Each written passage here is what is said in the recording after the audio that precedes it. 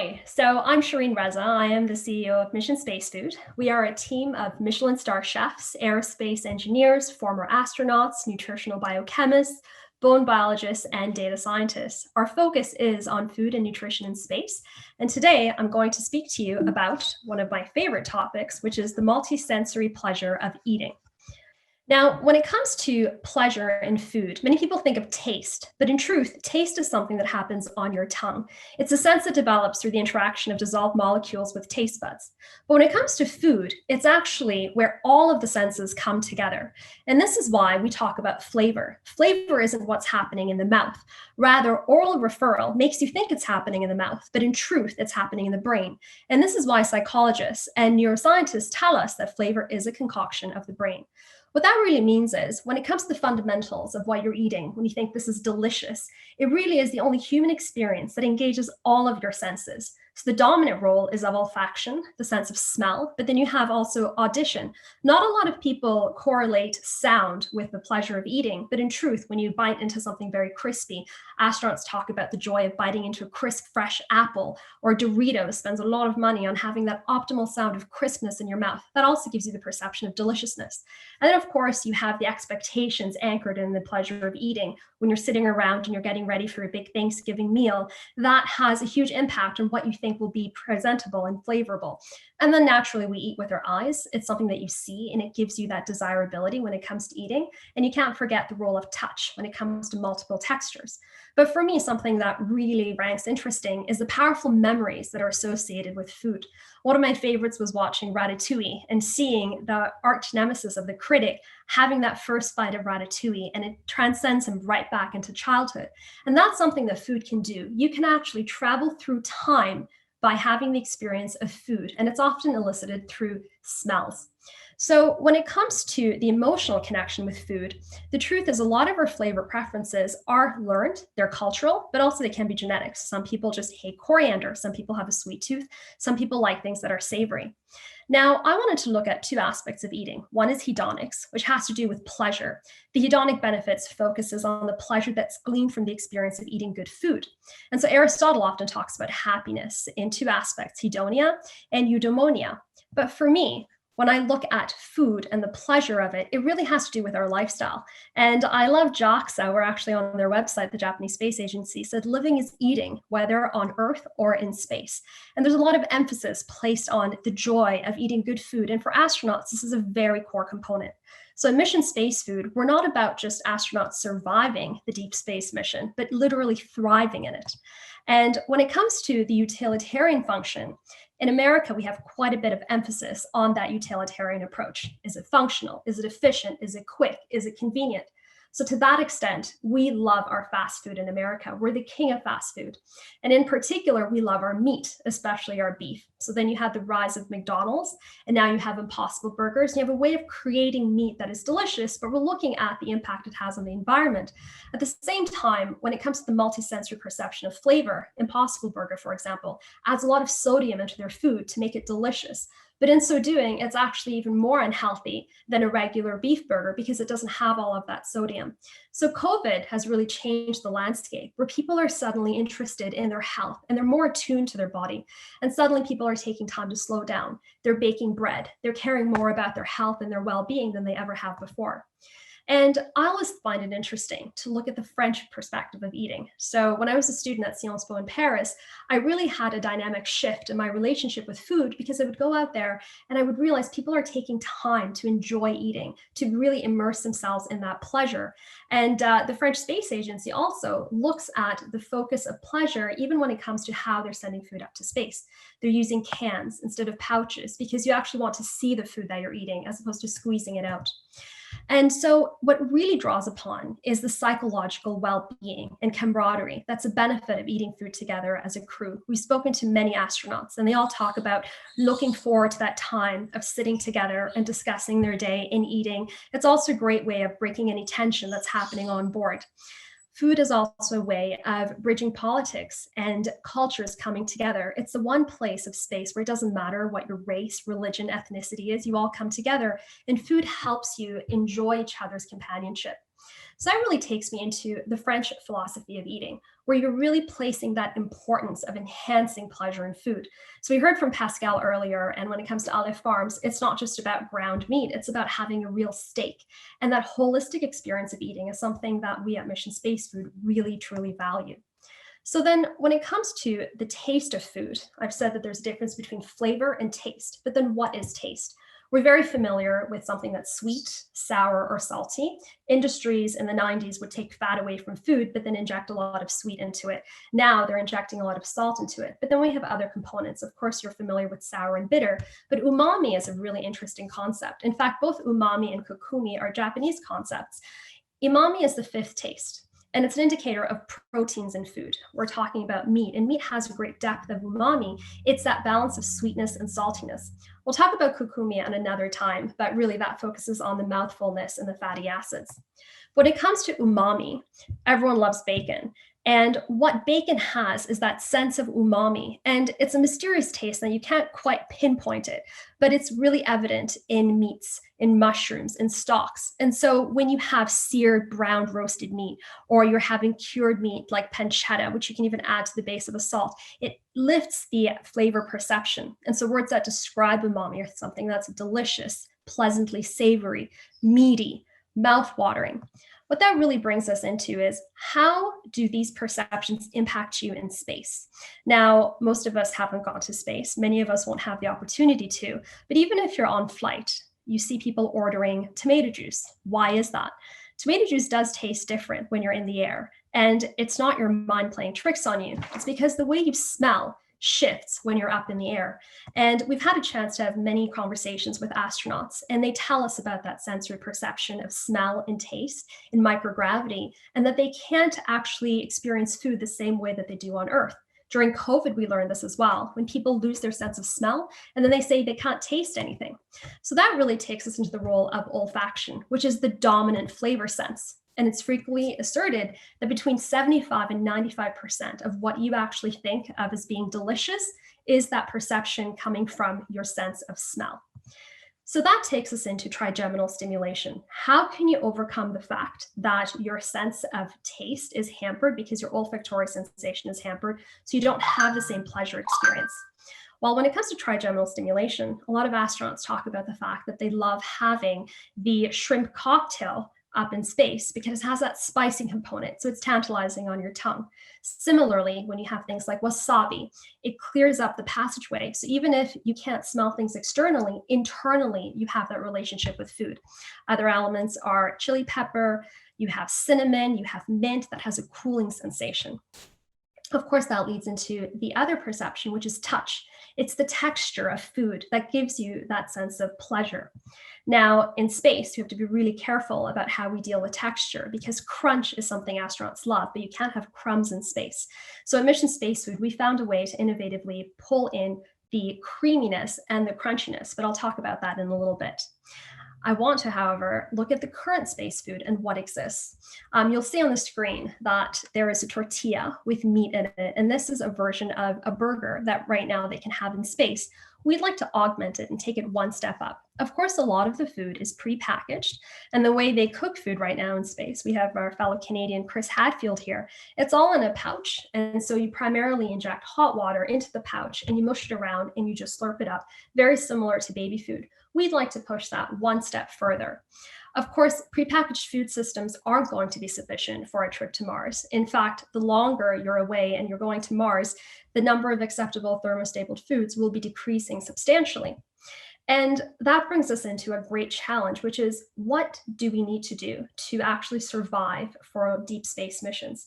And for Mission Space Food, it's really important that we look at developing the capability of actually cooking food in space. It's great to grow food, but then what are you going to do next? What's the next step forward from there?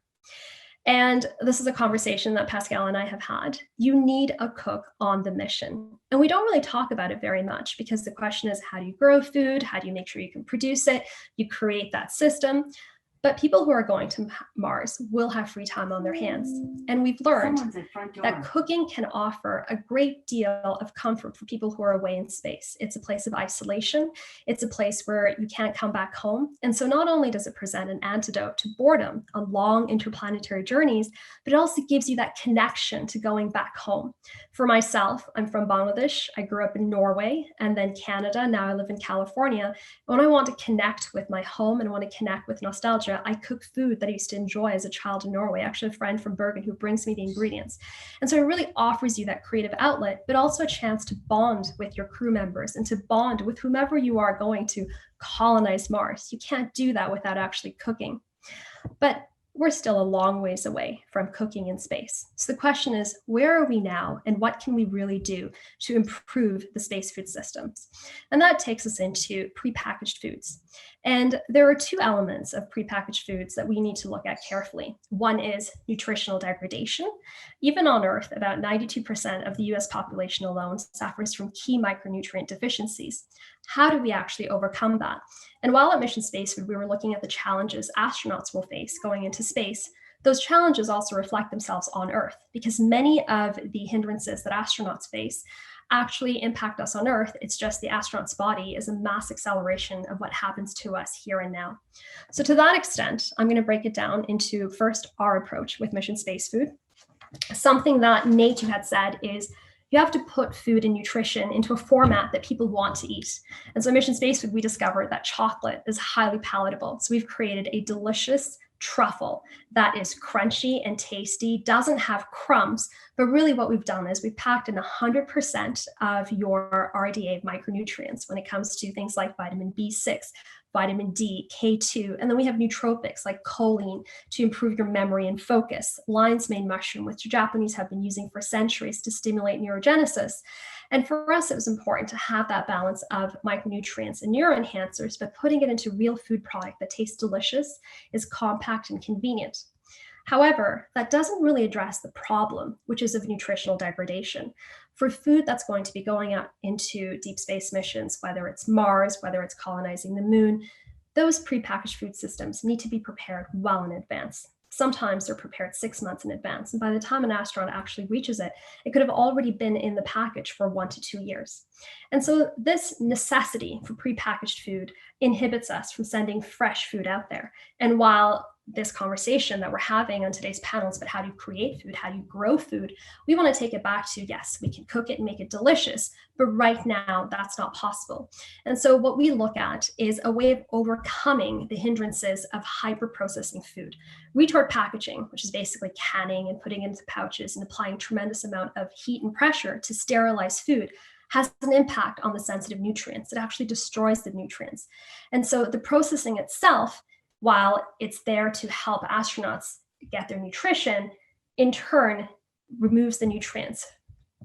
Then our solution that we're looking at in Mission Space Food is encapsulation technology. Pickering emulsion is our technology, and it's what we're using to address nutrient degradation. And so to actually preserve the nutrients, we're coating the nutrients with solid particles. That's a principle behind Pickering emulsion. And so by coating nutrients with starches, you can use something like quinoa or rice starch. What essentially does is it creates a barrier between the nutrient and the environment. And that essentially protects nutrients from being destroyed by oxidation. When we talk about oxidation, Pickering emulsion protects it against high heat. And it's heat that accelerates this oxidation. So the applications of Pickering emulsion are interesting because you can both apply it on Earth and in space. So in space, you can actually incorporate this emulsion directly into prepared meals, into their side dishes or desserts, so you can use it as a liquid. As a powder form, we can either spray dry it or freeze dry the emulsion, and that way it can also be incorporated into space food, which is then rehydrated using water. So that's just an overview of the work that we're doing at Mission Space Food. For me, what was really interesting is understanding the deep discussion on food production and why food production is really important. But we can't lose sight of is the fact that the joy and pleasure of eating is a real human sensation. And if we actually have a utilitarian view as how can we make food very quickly, how can it be very functional, that removes the humanity and joy and pleasure of engaging with food in a sense that develops that deep sense of camaraderie. And when it comes to the emotional connection of food, and the journey that we're taking into space. A lot of people think of space as a place to go. It's aspirational. If we draw that aspiration back onto Earth, it's creating food systems where it's good for the environment, but also you rephase it and say, how can we then take food that we're creating, but make it palatable, make it delicious, make it healthy, and be part of the process of cooking it and eating it in a joy that brings multisensory pleasure on Earth and in space. So that's really a sense of just a bite of what we're doing at Mission Space Food. I would love to take any questions, and something that's really interesting is a part of the Deep Space Challenge they're working on. Mission Space Food is working with Aleph Farms and determining how it is that we can make delicious food in space in a closed loop system. Thanks. Thank you very much. I think one of the things that's really exciting, and I love that crumb example, like the crunch versus crumb example. But one of the things that at least I think of is, where is that threshold, right? We have all these limitations in space. You really have to choose what to sacrifice. So I guess, where is that threshold? And as a follow-up, I want to ask, like, do you have like the pleasurable food, and then, okay, if you need to switch to just like the sustenance food, do you have two different types of food, or kind of how do you define that line? Absolutely. One part that's really important with Mission Space Food is the idea that we're not replacing all food systems. We're enhancing what is currently available. And that's why I talked about prepackaged food. We know that prepackaged food is a necessity, especially as we're just starting this joyous journey into deep space missions. And what we're offering is either the chance to augment it, whether we offer a steak once a week. We cannot offer fresh steak every single day. It could be something that you come around, during Thanksgiving, or in England, they would have their Sunday roast. So to that extent, it's about complementing meals that exist. And the other extent is, sure, not all of the food will always be delicious. There is variety, but when it comes to micronutrient degradation, we could add the Pickering emulsion to current foods. And that way, whether we spray dry the food that is dehydrated, or if we use it as liquid in the current pouches, what it really offers is a way for that food to last the 3 to 5 to 7 year journey. But looking into the future, the reason I talk about the importance of cooking is, while there's this tremendous amount of emphasis on how you can grow food, we want to go beyond the pick and eat. There's only so much you can do with growing lettuce. We want to look at how can you grow herbs? How can you then incorporate the fresh food, because there's a desire for fresh food, with the packages that already exist. Great. And we have a question from Claude, who's actually asking, what's the favorite item that you guys have created besides the chocolate truffle? And he says that looks delicious, by the way. Absolutely. Yes. So my chief product officer, Graham, he's actually working on a really exciting item. What we really value at Mission Space Food is having a holistic view of eating. So not just looking at the Western perspective or the European perspective, but also looking at the Eastern perspective. So Graham actually comes from Benu, which is a restaurant in San Francisco that takes a lot of flavor inspiration from Korea. Something that we're developing right now, which we love, is a flavor base for savory food. So when you look at the idea of a Tide Pod, if you can imagine a Tide Pod that dissolves in water, but inside the Tide Pod, you have all the flavors in terms of powder that you'd use for a really good sauce. So that way you could have, in addition to your delicious steak, a sauce component that when you put it in, it really creates that creamy texture that you add with the steak. Another element that you could do is you could have a great umami broth flavoring. And so then you have the broth in the Tide Pod, but within it, we then use the microencapsulation to ensure that it has all of the nutrients. And so then if you put that with the actual beef, it would be like a ramen base. So creating a savory way of having delicious food that also gives you both the texture, the nutrition, but also that enhancement of flavor that doesn't necessarily exist all throughout. I'm definitely thinking like Willy Wonka vibes here. That sounds really awesome. Through the presentations from actually a lot of the folks at NASA, it oftentimes comes back to what technologies in space can we really bring back to Earth? And of course, there's like the direct connection that we can make to food that's used in the military, right? But is your team also looking to kind of go beyond just like space, potentially MREs, and then into traditional consumer foods as well? 100%, absolutely. I think COVID era really helped us realize how impactful space food is on Earth. One of my favorite examples is when you look at something like baby formula. My kid, who was born on May the 4th, when he was first, introduced into the world, he was in the neonatal intensive care unit. I couldn't hold him for the first 2 days, and so he was given baby formula. When I read the ingredients of baby formula, I was surprised to discover that DHA and ARA were actually invented in space. They used algae byproduct to mimic the same fatty acids that are in breast milk, which leads to brain development. So to that extent, we've realized that the technology that is invented in space has direct application on Earth in ways that you could never imagine. Now, almost all baby formula is formulated with DHA and ARA. So to that extent, our micronutrient encapsulation is something that is very relevant on Earth. In fact, when you look at fortified food products, you look at something like Cheerios, it has a lot of fortification, but they've actually stripped away the nutrition from the real food. So it's not like a whole grain food product. Rather, it's been so heavily preserved that they're adding more nutrition. What our technology offers is the ability to fortify food without stripping out the nutrition. So in particular, when we talk about things like a cappuccino, if you look at instant cappuccino beverages, if you read the actual ingredients, it says things like skim milk and then a whole bunch of oils, whether it's palm oil and then corn syrup solids. And so instead of having skim milk, we have the opportunity to actually use full fat cream milk and therefore not inject things like palm oil. So for us, the ethos is you take the inspiration from space, you understand space constraints, you understand the needs of astronauts, but then you can apply it to the industry. Because right now, when it comes to industry titans, they use a lot of cheap hacks, like adding things like salt, adding things like sugar, palm oil, corn syrup. And there are two reasons they do that. A, it's cheaper, and B, it creates flavor, but in a way that is detrimental to our human body. So it seems like we will have that Impossible Burger without the extra sodium for the negative health effects in the future. That's the aim. And in the not too distant future, we're actually going to be launching Astro, so you'll have a chance to taste that too. I'm excited to hear more about it. So two questions here. One is regarding time cycles. We've been talking about how missions to Mars are, several years long at minimum.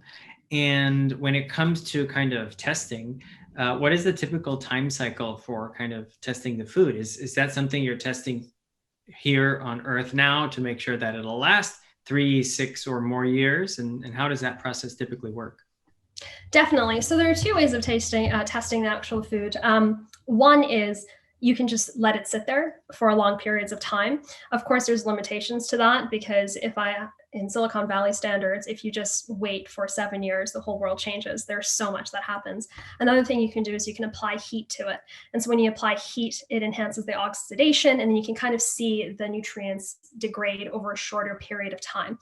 So that's one way of doing it. Other elements when it comes to having crumb-free food, when it comes to the actual packaging, we have been on parabolic flights, so trying things out in microgravity. And we're also aiming to hopefully go to the ISS and test it in actual situation. Great. So there are enough tests in place to say, this has surpassed these tests. It'll be good for the next 3, 6, et cetera years. That's what we're undergoing. And the other thing that's really important is when we're developing these food systems, engaging actively with astronauts. We've had the pleasure of speaking with many astronauts and understanding what are their values, what do they want, what do they need, because they're the ones who are going to be using this in space. And so for us, after speaking with astronauts, we were understanding that these are the kinds of flavors they need. These are the difficulties that they face. And most interestingly, it's looking at the cultural divide and how food can overcome this cultural divide.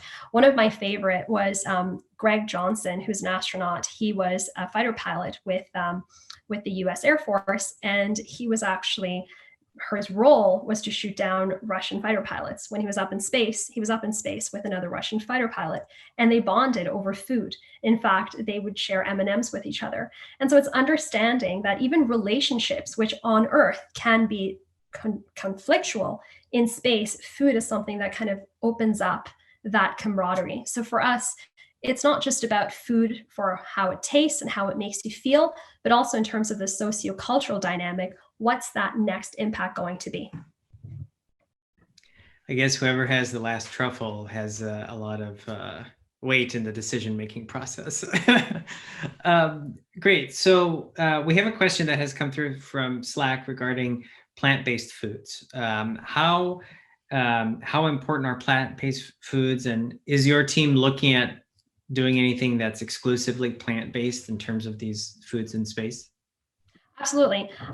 We kind of look at plant-based food as an organic development. So instead of just saying this is exclusively plant-based, this is organic, this is vegan, we're looking at giving absolute options. So for example, with Astrius, our product, there's a version of it that is plant-based, has no dairy in it whatsoever. And then there's another version that has dairy. What we want to do is offer different opportunities for people to engage. I think with plant-based, there is now a real demand from consumers for plant-based food. But we also have to be aware that when it comes to space food, it kind of transcends current fads as well. In the 90s, there was a real demand to strip fat away from everything. And then there was the intense desire to just have an Atkins-based diet. And now plant-based is the way to go. But when you actually look at a lot of the plant-based foods, there's a hyper amount of processing that's happening to make it plant-based. I go back to things like the Impossible Burger. There's also, for example, bacon made from tofu. And we actually look at how heavily it's been processed. That in and of itself can be detrimental to your health. So while we're balancing the importance of preservation and processing it, we also want to incorporate whole foods, which can be plant-based, especially for those who have strict dietary requirements. But we want to be able to use alternatives, like with Aleph Farms, they have real meat, in order that there's a nice balance of the two being offered.